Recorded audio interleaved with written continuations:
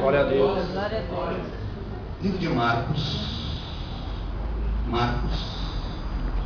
Depois de Mateus. Marcos. Aleluia. Glória a Deus. Capítulo 9. Glória a Deus. Aleluia. Todos acharam? Amém.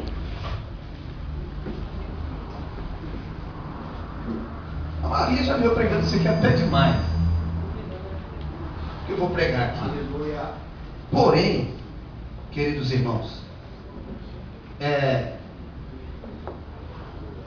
a palavra de Deus se renova a cada dia, sim ou não? Amém. Glória a Deus. Paulo disse: eu não canso de vos anunciar a mesma coisa até entrar, porque o ser humano tem que... Por que uma novela penetra? Por que um filme você repete a repetição de assistir, de ver? Por que nos funks da vida, a música, aquela batida eletrônica, ela repete as palavras? Porque ela entra e não sai mais. O que você ouve uma, duas vezes, o ser humano não tem capacidade para ouvir e guardar. Na escola, aquelas matérias que são poucas passadas são as mais difíceis no futuro.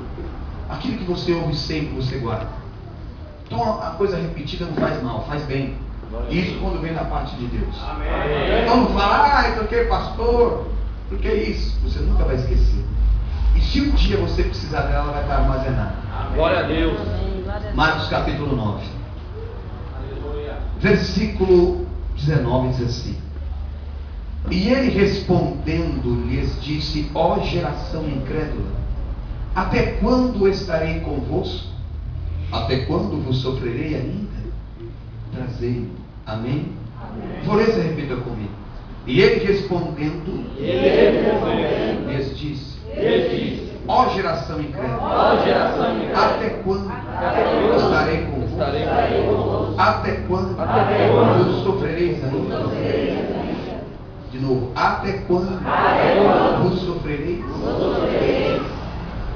Feche os teus olhos, pense nisso. Pai querido, preciso de Ti, Senhor, porque a Bíblia Sagrada homem nenhum consegue decifrá-la ou interpretá-la se não for com a presença do autor. Por isso preciso da presença do Senhor, não somente para me pregar, mas para que eles possam ouvir, entender e compreender. Então, a Deus, abençoa-me agora, que a Tua palavra vai e produz o efeito para aquilo que está sendo enviado, Senhor. Porque está escrito que a Tua palavra não volta vazia, mas antes prospera para aquilo que for mandado. Vai haver cura, libertação, transformação, renovo, prosperidade, porque o Senhor é nosso Deus, e eu creio nisso. Então vem nos abençoar nesta hora, com a Tua presença aqui, é o que é importante. Por isso que eles estão aqui, para a Tua glória. Diga amém, Jesus. Amém. Podem ser assim. Glória a Deus. Quem quer que Deus fale contigo? Amém. Você quer que Deus fale com você? Então Deus, Ele vai falar com você. Deus, Ele vai falar contigo. Deus, Ele vai preparar. Ele vai te abençoar nessa noite. Você não veio em mais uma igreja. Você veio em uma igreja que adora o Senhor, em sinceridade, em espírito e em verdade. Então, com certeza, até porque o nome dessa igreja, ou pelo menos o princípio, que é Semeadores da Verdade e Graça de Deus, o pastor Renato sabe muito bem disso, que quando Jesus, no capítulo 8 do versículo de João, e foi isso que fez o conselho optar por esse nome, porque o nome, a placa da igreja não influencia muito, o que influencia é o Espírito Santo que opera dentro da igreja. Davi, quando foi para a caverna de Adulão, não existia placa, mas Deus estava com ele lá dentro e atraiu o povo. Amém? Amém. Mas Semeadores da Verdade, por quê? Jesus um dia depara com quem? Por que veio esse nome Verdade na Bíblia? Não existe outra, viu? Por que veio esse nome Verdade na Bíblia? Porque um dia Jesus Cristo ele depara com os fariseus, que detinham a verdade, que eles achavam que a verdade era deles. E Jesus começa a conversar com eles. Eles eram fariseus, doutores, doutorados. Sabe o que é doutorado? Pessoas de anel no dedo, como eu estava ontem, como aqui, formado com diploma em teologia, ou uma literatura teológica, didática, que eles buscavam e aprendiam coisas, cada coisa no seu devido lugar. Eles detinham a verdade. Os fariseus, os doutores da lei, então eles achavam que a verdade estava com eles. E um dia eles depararam com quem? Com Jesus. E começaram um debate lá em João 8. Se quiser eu prego isso, não tem problema não. Eu mudo a mensagem aqui de Marcos 9, eu vou para João capítulo 8. E eles começaram a debater com Jesus, falando da verdade da lei, do jugo, do apontar o dedo, se você anda assim, você anda assado. E houve uma conversa, e Jesus disse assim para eles: olha, vocês falam que vocês são libertos, mas vocês não são libertos. Eles disseram: não, nós somos sim. Nós não servimos a imagem nenhuma. Nós somos descendência de Abraão. Falaram para Jesus isso. Estamos na descendência de Abraão. Aí,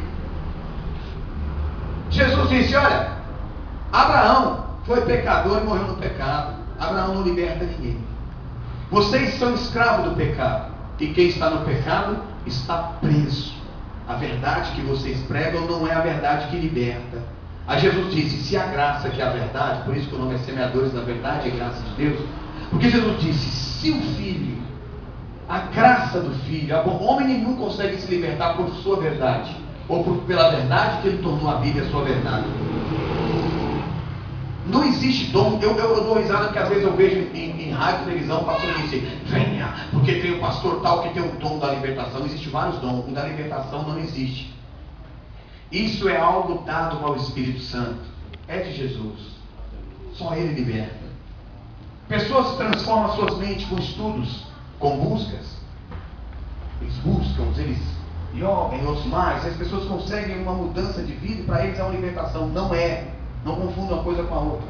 Você cai, sai de uma religião e cai em outra.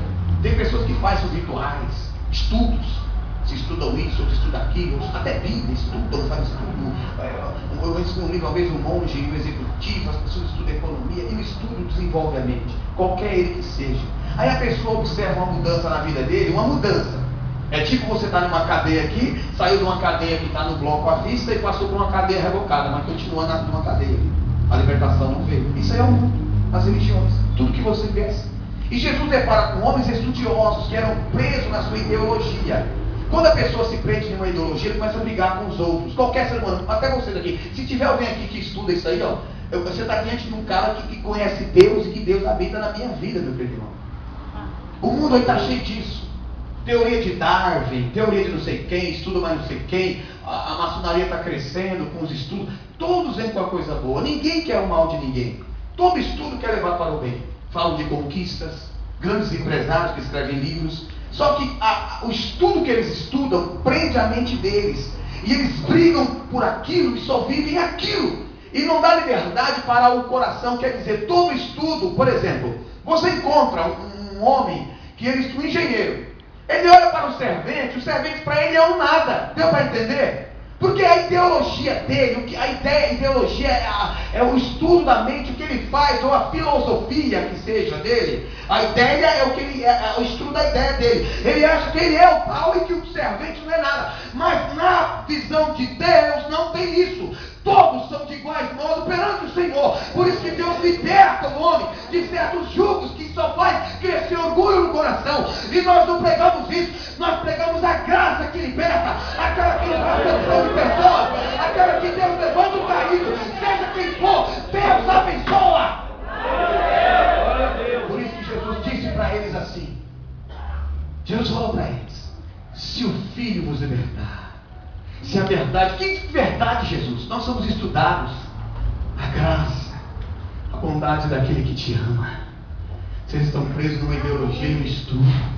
Estão presos em algo que vocês fizeram para julgar os outros, para ficar julgando. Quando a prostituta veio, Jesus, que ela foi pega em ato de adultério, teve a prova disso. Não era com o marido dela, então era prostituta. Uns dizem que não é porque ela não trabalhava ganhando dinheiro. Talvez ela traiu o marido lá, mas errou. E eles julgaram. Falaram assim: isso não vale nada, essa não vale nada. Ah, para Jesus valia. E Jesus liberta. Jesus ele tira todo aquele julgo, aquele orgulho de ser o tal. E entendeu o que é graça e bondade. Por isso que eu estou dizendo, sabe por quê? Aqui estava uma briga de homens querendo ser melhor do que os outros. Vamos ver. Marcos 9, versículo 14. E quando se aproximou dos discípulos, viu ao redor dele grande multidão e alguns escribas que disputavam com eles. Disputa é discussão. Disputa. E E quem eram os escribas? Escribas eram homens, como se fosse gráfica, sabe a gráfica que faz várias folhas da Bíblia? Os escribas eram os escritores. Também fazia classe dos fariseus. O nome fariseu era aquele povo muito estudado, que eram os mais santos que existia, que jejuavam, eram os fariseus. Então, os escribas estavam disputando com os apóstolos, ou os discípulos de Jesus, quer dizer, aprendizes, aqueles que aprendiam com Jesus. Agora, pasmem, que disputa totalmente cruel. Imagine homens com diplomas, respeitados em toda a cidade, disputando com um pescador que só conhecia de peixe. Você já imaginou? Quem é vocês? Aonde que vocês estudou a lei da Bíblia? A Pedro tinha que calar a boca. Eu só sempre chego com tarrafa e rede. O outro, e você, João? Também ajudo ele. Meu negócio era pescar. A Bíblia diz que eles eram idôlatros, sim ou não? Sim. Eles não sabiam escrever, disputando com quem escrevia. A Bíblia diz que até aquele José Orion falava que os escribas, quando eles iam escrever a Bíblia, na pena que eles escreviam, quando eles iam falar o nome HY, que quer dizer nome Deus que não foi traduzido, eles pegavam a pena e escreviam e diziam: essa pena alcançou o grau máximo, escreveu o nome de Deus, o qual não foi revelado para o homem. Então, que está na pessoa de Jesus depois, e que Jesus fala no Apocalipse, vai vir com o seu novo nome, que qual ninguém vai saber. Então eles pegam aquela pena e falam: essa pena não serve para continuar escrevendo a Bíblia. O Orion falava isso. Então esses homens eram aqueles que escreviam, eles sabiam mais do que os fariseus, mais do que qualquer doutor, estava discutindo com meros pescadores. O que os pescadores conheciam? Um Deus gracioso, que veio para perdoar o pecador, um Deus que recebia a prostituta, que comia com o pecador, e está disputando com um grandioso, com homens doutorados. Imagine alguém humilhando eles. Jesus já chega e disse: o que é que vocês estão discutindo com eles? Agora chegou o mestre, o conhecedor de toda a letra e ciência, aquele que fez os céus e toda a escrita. O que é que vocês discutem com meus filhos? Agora chegou aquele que ninguém ganha, que conhece todo o conhecimento do céu, terra, mar, de tudo que você pode pensar, o que inventou a palavra, o que inventou as línguas, os dialetos. Chegou! O que é que vocês estão discutindo com eles? E os discípulos incrédulos, o pai do rapaz incrédulo: pastor, o que estava acontecendo aí? Logo te falo. Versículo 15.